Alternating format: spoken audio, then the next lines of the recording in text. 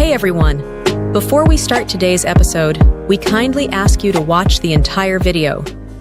I assure you that if you stick with us till the end, you'll gain valuable insights to enhance your English speaking skills. We have talked about how you can improve your speaking and learn new words.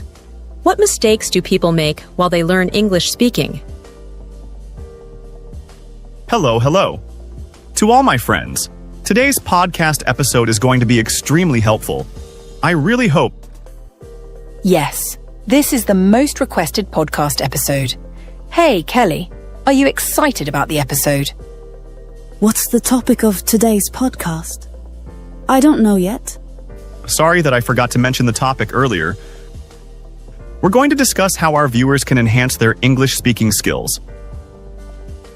Oh, I see. That's an interesting topic. So, Kelly, is English your native language? No, not at all. Spanish is actually my native language. I learned English as a second language. That's amazing. But why did you choose English among all the languages out there? Nice question. I chose English for various reasons, like its wide usage and importance in the professional world. Also, English opens up more opportunities for personal and career growth. So, is that the only reason? While those are some key reasons, there's more to it. Learning English also connects me to diverse cultures, allows me to access a vast amount of knowledge and entertainment, and helps me communicate with people from all over the world. Hey Daisy, what challenges did you face while learning English? When I was learning English, I often struggled with speaking. I could understand everything, but when it came to speaking, my mind would go blank. It was frustrating and made me feel less confident. Are you serious? I also used to face the same problem while I was English speaking. I think most people face this problem because speaking a new language can be intimidating. We worry about making mistakes or not being able to find the right words, and that fear holds us back. I fully agree with you on this. Yes, I realize that language is a bridge that allows us to understand and be understood by others. And I wanted to be able to communicate effectively with a wide range of people. Yeah, that's right. Because so many people can speak the language, it helps to connect us in a global world. As well as knowing English increases the chances of getting a good job. Also, I found that setting small, achievable goals for myself, such as having short conversations with native English speakers or practicing speaking for a few minutes each day, helped me gain confidence and improve my fluency over time. I have a question here. May I ask? Sure. You can ask me anything without hesitation. Just before, you mentioned that you used to practice speaking with native speakers, right? Yes, I said that. How did you find native speakers to practice English? Oh, that's a great question. I forgot to tell you that I lived in the UK for more than 5 years. So, I got the opportunity to practice speaking with native English speakers daily. I see. That is what I wanted to address. Living in an English-speaking environment really accelerated my learning process and helped me gain confidence in speaking English fluently. I surrounded myself with English speakers, and that constant exposure to the language allowed me to adopt the natural flow and nuances of English conversation. It was a significant factor in improving my English speaking skills. But most people don't have the opportunity to live in an English-speaking environment like you did. What advice would you give to those who don't have access to native English speakers daily? I see. There are language learning apps such as Cambly, Italki, and HelloTalk, which offer paid and free options for practicing speaking with native English speakers. Okay. Hey Kelly, what would say on this? For those who don't have access to native English speakers daily, there are still plenty of resources and methods to improve English speaking skills. Great. What kind of resources? Some popular language exchange platforms include Tandem, HelloTalk, and Conversation Exchange. Another approach is to join English-speaking communities or clubs in your area or online. Online communities, forums, and social media groups also provide opportunities to connect with English speakers for language practice. You can also practice English with a friend who is also looking to improve their speaking skills. You both can set up regular practice sessions to have conversations in English, correct each other's mistakes, and support each other's language learning journey. Hey Daisy, many people ask me a question. What's the question people ask? I struggle to find the right words when I'm speaking.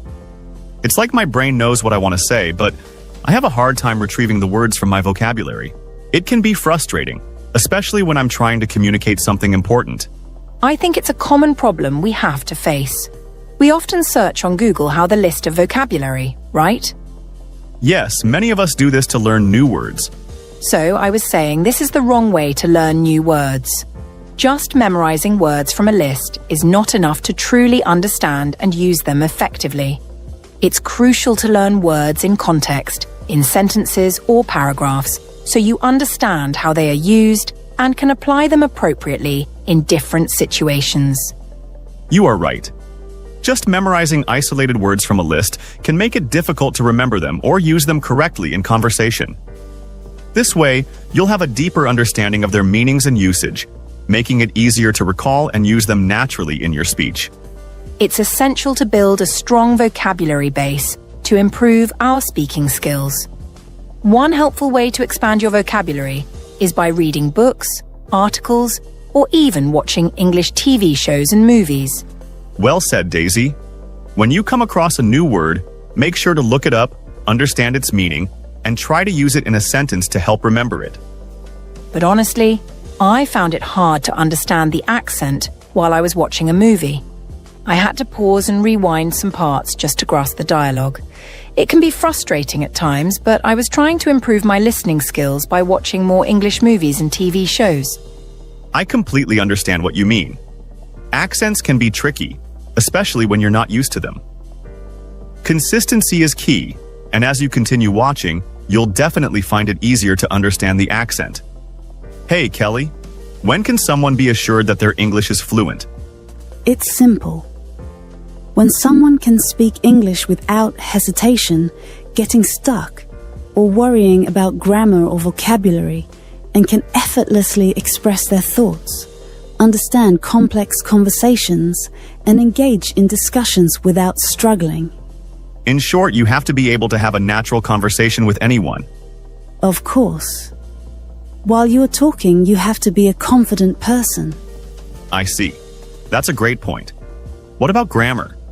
That's another common question. Grammar is crucial for fluent English. But most people don't like to learn all the grammar. However, I am not suggesting that you need to memorize every single grammar rule to improve your English speaking skills.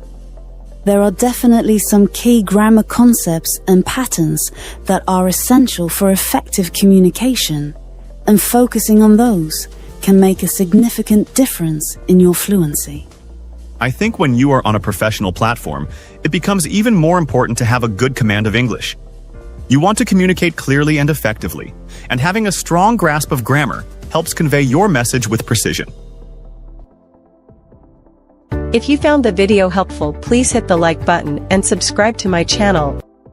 Let's talk about your hobbies. What do you enjoy doing in your free time? I enjoy playing football. Football, that's interesting. How often do you play? About 3 times a week, usually after school. Do you play with friends or on a team? Mostly with my friends, but I'm also in a school team. That's great. What position do you usually play? I'm a midfielder. Midfielders are very important. Why do you like that position? I like being in the middle, controlling the game and passing the ball. That's a good skill to have.